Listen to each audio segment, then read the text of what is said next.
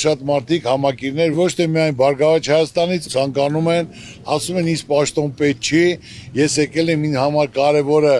ոչ թե պաշտոնն, այլ պետությունն է, շատ ու շատ խելացի մարդիկ, փորձառու մարդիկ, բանիմաց մարդիկ, որոնք արդյունք են ցույց տվել, համախմբվել են մեր կողքով։ Ասում են մենք պատրաստ ենք։ Գերատեսչությունները պետքա մասնագետները ղեկավարեն, այ ամենացավալի Իմ սրտից ես խոսում։ Ես ասեմ, տեսօր նախարարի նշանակում, որ 50 տարի ոչ մի բան չի արել։ Փորձ չունի։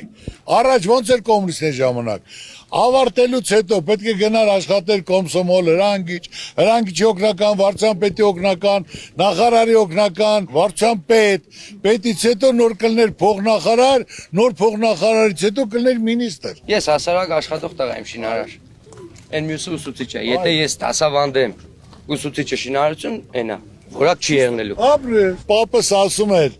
հացը պետք է հաստուխին տաս եղբայր, որ կարգին հաց տղի։ Ամեն տարի դասագիրք են հրատարակում ու ահա որ է։ Այնպես պատահական մարդիկ են գրում գրքերը։ Նայում ես, երևում է էլի, ես որպես մասնագետ զգում եմ։ Մեր գյուղի ճանապարհներն ամենախիտար վիճակում են։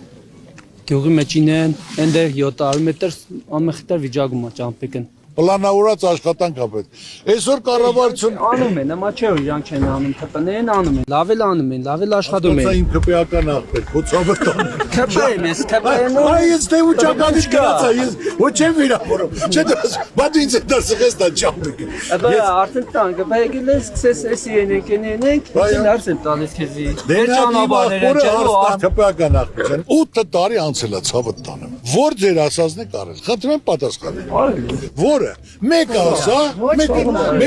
մի խանգարեք։ Մի բան։ Ճանապարհներ։ Բա դու չեն ասում։ Մի խանգարեք։ Եղբայր ջան, հիշում ես որ ասում էիք Արցախը Հայաստանա ու վերջ, ասել եք։ Ասել եք, որ մի սանտիմ չենք տալու, ասել եք, չէ։ Դուք չեք ասում, ախպեր, որ ասում են ժողովրդի տոժակը քիչ է, չի կարողանում մի սառնի, ասում եք թող խոտ ուտեն, ասել եք։